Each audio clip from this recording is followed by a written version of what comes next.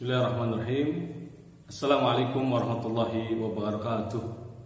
Alhamdulillahirabbil alamin wal aqibatu lil muttaqin wala udwana illa 'alal zalimin. Wa asyhadu an la ilaha illallah wahdahu la syarika lah qayyumus samawati wal ardin. Wa asyhadu anna Muhammadan 'abduhu wa rasuluhul amin. Nabiyina Muhammadin sallallahu alaihi wasallam al-mab'us rahmatan lil alamin wa huwa sayyidul awwalin wal akhirin wa sayyidul mursalin. Wa ala alihi at-tahirin at-tayyibin wa ashabihi huril mayamin wa man tabi'ahum bi ihsanin ila yaumil wa ba'd. Pemirsa yang dirahmati Allah Subhanahu wa taala, bicara tentang tarbiyah atau parenting itu suatu hal yang sangat urgen sekali, sangat penting bagi kita, di mana pada kehidupan ini kita tidak terlepas dari hal ini. Kita tahu para nabi, para rasul, mereka berdakwah adalah untuk mentarbiyah. Di antaranya adalah untuk mentarbiyah mereka, mentarbiyah generasi demi generasi agar mereka hanya beribadah kepada Allah Subhanahu wa taala. Majunya sebuah peradaban adalah karena tarbiyah atau parenting. Majunya sebuah negeri adalah karena tarbiyah atau parenting. Makanya agar muncul generasi madani sebagaimana Nabi pernah mendidik para sahabat, ya, agar muncul kembali generasi seperti itu, negeri yang madani, generasi yang madani, peradaban yang madani, maka perlu adanya tarbiyah. Dibutuhkan tarbiyah siang dan malam, sungguh-sungguh mendidik, sungguh-sungguh untuk membina umat, sungguh-sungguh untuk mendakwai umat agar mereka terus lurus di jalan Allah SWT, agar mereka tetap di atas fitrahnya.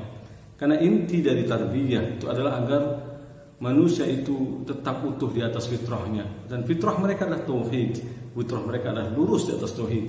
Sebagaimana firman Allah Subhanahu wa taala, "Khalaqtu ibadi hunafa." Aku ciptakan hamba-hambaku lurus, yakni di atas tauhid. Ya. Qul lahum, seluruhnya kata Allah Subhanahu wa taala dalam hadis qudsi. Fajtalatkum syaitan, ya. Kemudian datanglah syaitan, fajtalathum an dinihim. Baja'at syaitan, ya, maka datanglah syaitan, fajtalathum an dinih. Barulah kemudian syaitan, ya, menggelincirkan manusia, ya, dari jalan Allah Subhanahu wa taala, dari agama mereka, menunjukkan manusia dari agama mereka. Itulah dari fitrah mereka, itulah tujuannya, ya, syaitan datang kepada mereka. Dan inilah ma'asyiral muslimin tarbiyah, bahwa tarbiyah itu agar tetap fungsinya adalah tetap menjaga manusia, umat manusia, ya, hamba-hamba Allah Subhanahu wa taala di atas fitrahnya, dan fitrah mereka tauhid. Bagaimana juga dalam sabda Nabi SAW, kullu mauludin yuladu 'alal fitrah. Setiap bayi yang dilahirkan di atas fitrah, fa abawahu yuhawidanihi aw yunasiranihi aw yumajjisanihi. Setiap bayi dilahirkan di atas fitrah, maka kedua orang tuanya lah yang menjadikan Yahudi atau Nasrani atau Majusi. Ya, maka yang merubah di sana adalah peran orang tua. Yang merubah di sana adalah peran orang tua. Maka agar tetap terjaga juga peran orang tua. Sehingga, ya, kadang menyalahkan orang lain, ya, menyalahkan pihak lain, lembaga atau mungkin tempat pendidikan. Padahal mungkin bisa jadi kesalahannya adalah kembali kepada dia, di mana dia tidak mendidik dengan baik, mentarbiyah dengan baik, ya. Karena tarbiyah itu butuh pembiasaan, kesungguhan, syai'an fasyai'an tadarruj, agar menjaga manusia di atas fitrahnya. Inilah kurang lebih ringkasan makna tarbiyah secara bahasa. Karena tarbiyah secara bahasa bermakna beberapa makna, di antara maknanya nama wa ziyadah, tambahan. Seperti dalam firman-Nya Allah Subhanahu wa taala berfirman, "Yamhaqullahu riba wa yurbis shadaqat." Allah Subhanahu wa taala menghapus riba, keberkahan riba, tapi Allah Subhanahu wa taala menumbuh kembangkan, menambah keberkahan dari sedekah, ya. Demikian pula tarbiyah juga bisa bermakna al-ilm wal hikmah wat ta'lim. Hal ini sebagaimana firman Allah Subhanahu wa taala, ya, Allah Subhanahu wa taala mengatakan, "Maka li basarin ayutiyahul kitab wal hukma wan nubuwah, summa yaqulu lin-nasi kunu rabbaniyina," atau summa yaqulu lin-nasi ibadan li min dunillah walakin kunu rabbaniyin bima kuntum tu'allimuna al-kitab wa bima kuntum tadrusun, ya. Tidak mungkin bagi seseorang yang telah diberi kitab oleh Allah serta hikmah dan kenabian, kemudian dia berkata kepada manusia, "Jadilah kalian hamba-hambaku orang-orang yang menyembahku, jadilah kalian para penyembahku selain Allah Subhanahu wa taala, ya, selain daripada Allah Subhanahu wa taala. Lalu tapi kata Allah Subhanahu wa taala mengatakan di sini, walakin kunu, akan tapi jadilah, katakanlah untuk kalian mengatakan, ya, walakin kunu rabbaniyin, akan tapi jadilah kalian orang-orang yang rabbani, itu orang-orang yang menyembah hanya pada Allah Subhanahu wa taala, para penyembah Allah Subhanahu wa taala. Bima kuntum tu'allimunal kitab wa bima kuntum tadrusun, yaitu dengan apa yang telah kalian ajarkan kitab ini dan dari apa yang telah kalian pelajarinya. Itulah makna di antara makna tarbiyah, itu ilm wal hikmah juga at-ta'lim. Maka di sini ada makna ta'lim, ya, dari arti sebuah rabbani, kalimat rabbani itu dari kata tarbiyah, itu maknanya tu'allimunal kitab wa tadrusun, ya. Artinya berarti ta'lim itu sendiri juga ilmu itu sendiri dan juga hikmah, ya. Dan tarbiyah juga secara bahasa bisa bermakna riayah atau pengasuhan, ya. Sehingga dalam firman Allah SWT, contohnya dalam doa yang diajarkan dalam Al-Qur'an, ya.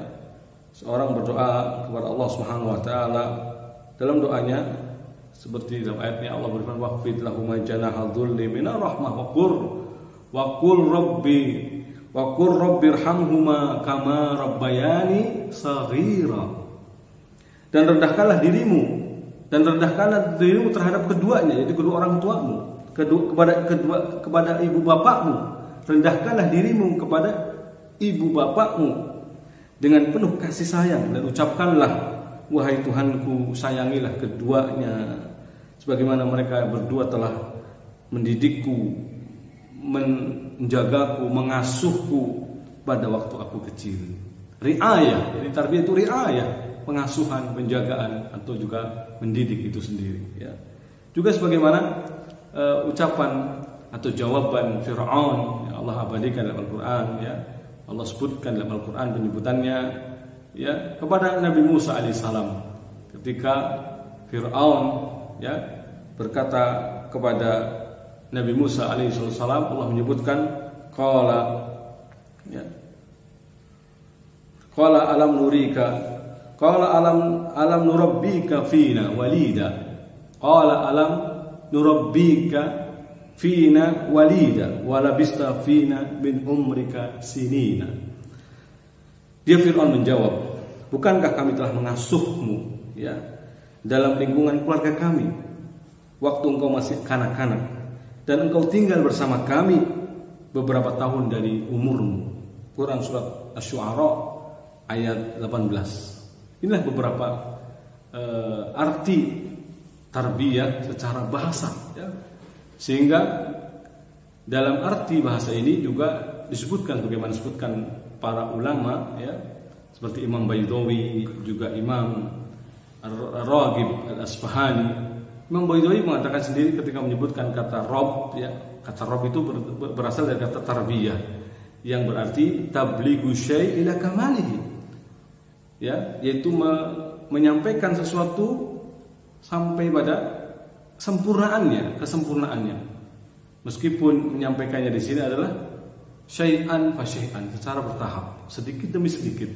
Demikian pula yang dikatakan oleh Ar-Raghib Al-Asfahani, Al-Imam Raghib Al-Asfahani, beliau ketika menyebutkan makna tarbiyah, ya, beliau ketika menyebutkan kata Rabb itu berasal dari kata tarbiyah, bahwa tarbiyah itu hiya insya'u syai' halan fa halan ila haddil kamal. Insya'u syai' halan fa halan ila haddil kamal, yaitu menumbuhkan atau mengembangkan sesuatu, ya, ila haddil kamal, syai'an halan fa halan, insya'u syai' halan fa halan ila haddil kamal, meskipun bertahap, setahap demi setahap menuju kesempurnaan, ya. Itu kurang lebih makna tarbiyah secara bahasa. Maka tarbiyah, ya, sangat penting, sangat erat kaitannya dan besar pengaruhnya. Makanya ada beberapa definisi tarbiyah, ya, ada beberapa pengertian tarbiyah yang disebutkan oleh para ulama kita, dan mungkin diantaranya, ya, yang kita sebutkan di sini, diantaranya para ulama mengatakan bahwa tarbiyah itu adalah thariqah allati yusbihu fiha al-aql aqlan akhar wal qalbu qalban akhar. Itu sebuah cara ya untuk merubah sebuah akal menjadi akal yang lain, atau sebuah hati menjadi hati yang lain. Artinya di sini ada cara untuk merubah, ada usaha untuk merubah ya. Itulah tarbiyah. Sehingga hati yang tadinya mungkin keras menjadi hati yang lembut, akal yang tadinya membatu, akal yang tadinya sulit, jumud ya, menjadi akal yang tercerdaskan, tercerahkan. Itulah karena proses adanya tarbiyah. Maka demikian pula pengertian yang lain yang disebutkan oleh para ulama, bahwa tarbiyah ini adalah ta'dilu suluk al-insani, itu merubah akhlak insan. Itulah tarbiyah secara pengertiannya. Demikian pula dikatakan oleh para ulama yang lainnya ya, bahwa tarbiyah itu adalah amalih allati yumkin min khilaliha al-wusul bil insan jisman wa ruhan li aqsa darajatil kamal, yaitu sebuah usaha yang mungkin dari usaha ini mencapai ya bagi seorang itu jisimnya, ruhnya, untuk sampai pada derajat yang paling puncaknya, kesempurnaan derajat ya, kesempurnaan derajat ya, atau puncak kesempurnaan derajat. Dan ini bisa dibutuhkan usaha, ikhtiar, pembiasaan ya, dan seterusnya.